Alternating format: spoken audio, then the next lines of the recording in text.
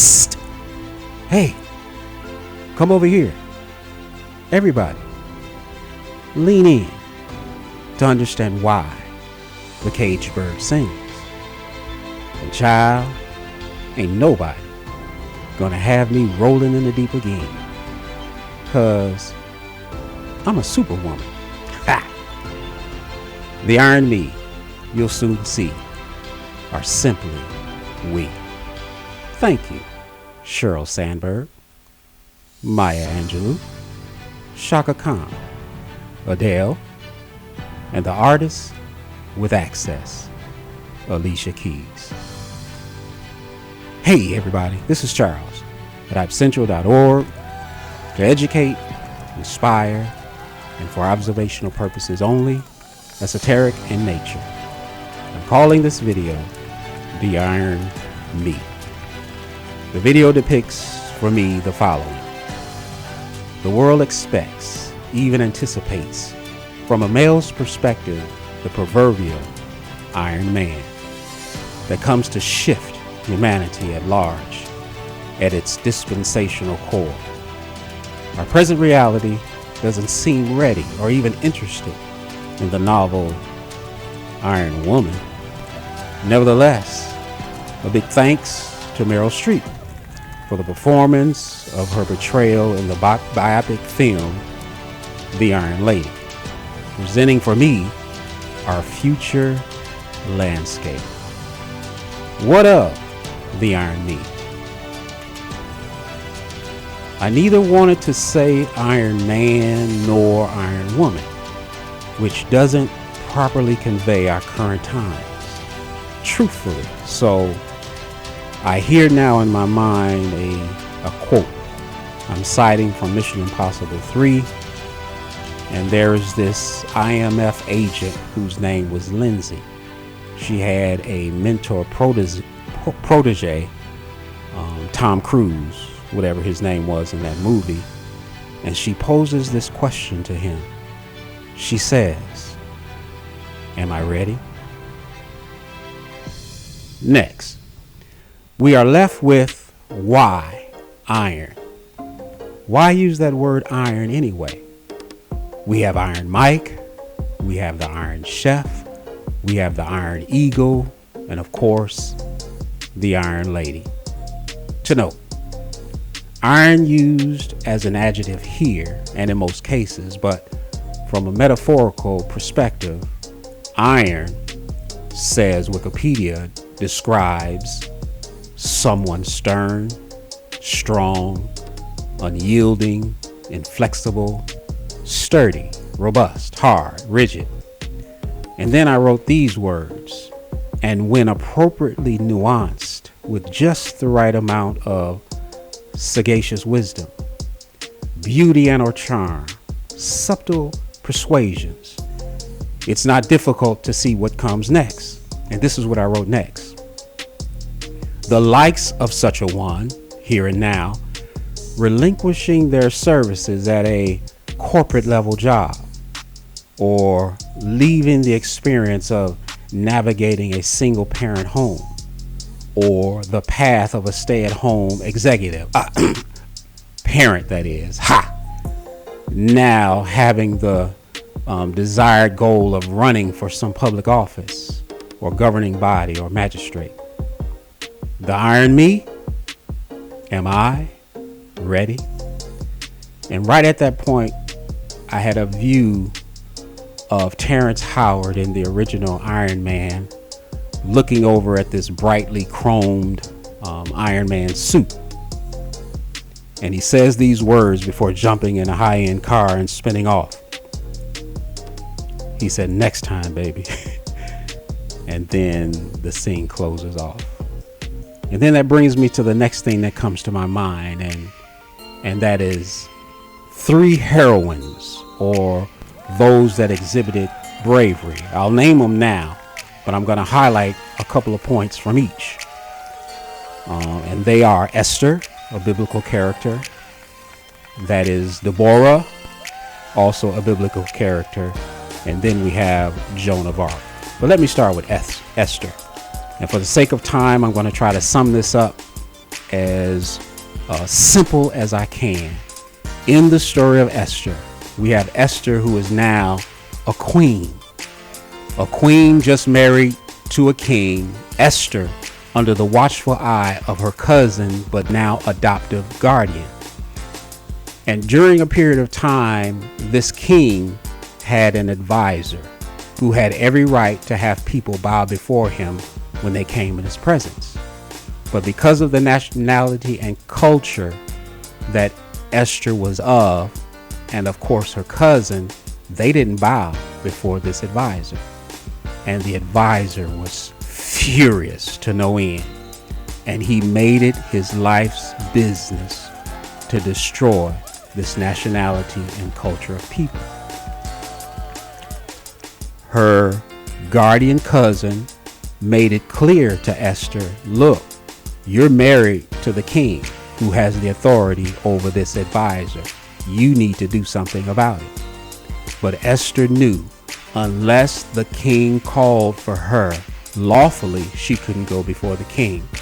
But she made a decision, and that brings us to the harrowing actions of Esther. I read from the book of Esther, the 4th verse, the 2nd half. She says, I and my maidens will fast likewise, and so will I go in unto the king, which is not according to the law. And she goes on to say, and if I perish, I perish. Again, the heroism of Queen Esther. I want to highlight a couple of more things. Now, that guardian of Esther, there was a time that he staved off a life-threatening act against the king. And it was documented, I'm going to call it in the record of deeds. But nothing was done for him. During the midst of this antagonist fury, he went to the king, even paid monies to find out ways to destroy this nationality and culture of people. But during that period of time, there was a night when the king couldn't sleep. He called for the record of books.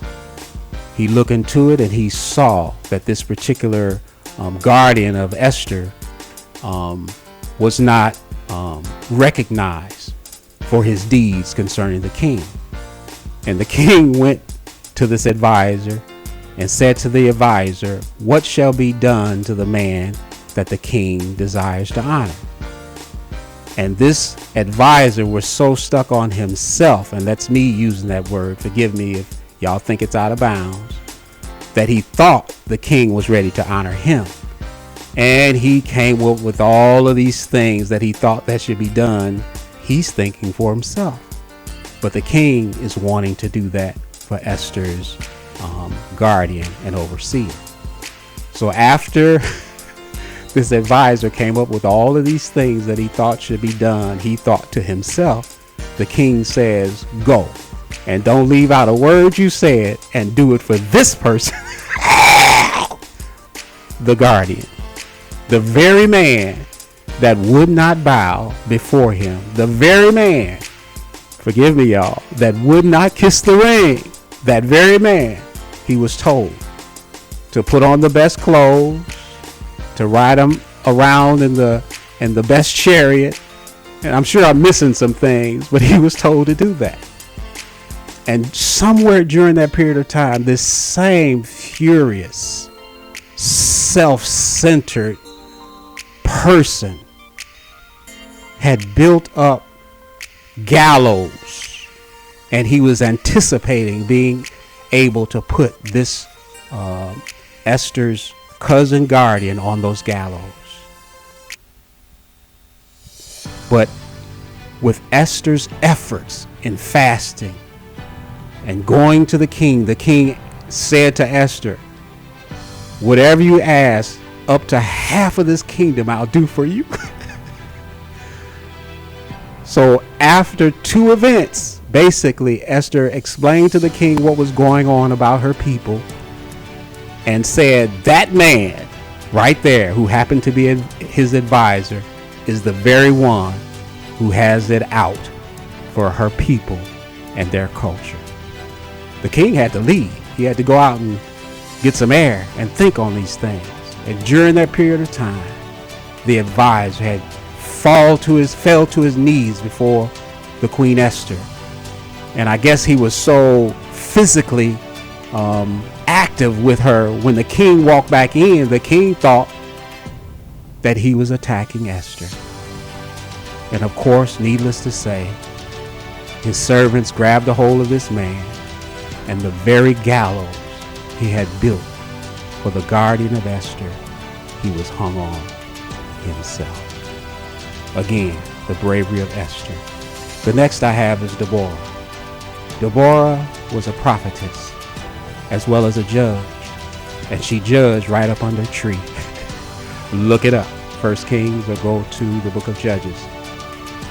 At this particular time, she was instructed by God to tell Barak to take 10,000 men with him and to go and fight this particular battle. Barak, when he heard the news, he says, I'll go, but I want you to go with me.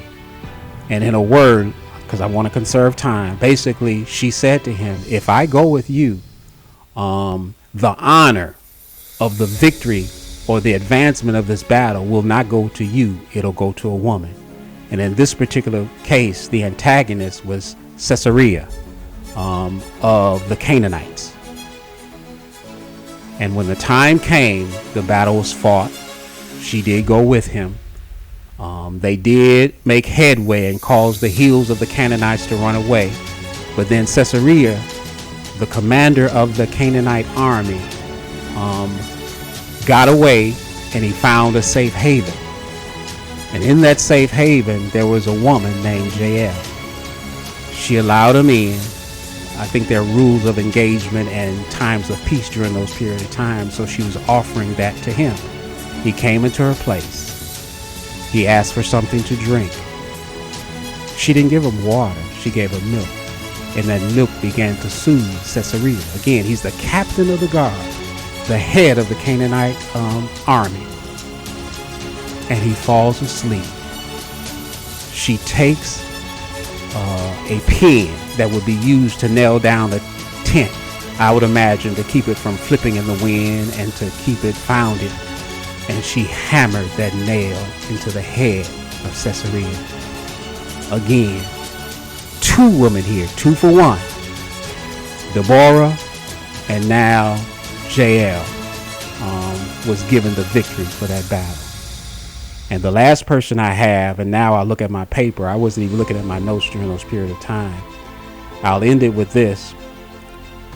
I wrote, I would be bereft in mentioning, this was in the 1400s, the exploits of a now named patron saint of France in the name of Joan of Arc. And there's 2 things I want to highlight about her. Well, 3. She was 17 years old, and she moved and operated according to divine providence and guidance as a military leader. And the other thing I want to point out is this, is her attire, the way she dressed. Her hair was short cropped, and she wore men's clothes during a period of time that when women dressed that way or presented themselves that way, it was hearsay, or not hearsay, but heresy. So I wrote these words under that. Whose choice of attire would shook, I didn't put shake, would shook the hearts and minds of unwavering stalwarts even on today. All 3 characters that I just named, when you have an opportunity, look them up. Go to Google if you want. I'll leave it up to you, but I wanted to talk about the bravery of all 3 of these people. I'll close with this. The shifting winds of sudden change and or changes are upon us. And at this time, the Most High is continually working all things according to the counsel of his own will, from the farthest east to the farthest west, from the farthest north to the farthest south of this world. And we must prepare and ask ourselves, are we ready? This is Charles. We are hypecentral.org. And as always, be blessed. And I do thank you for stopping by.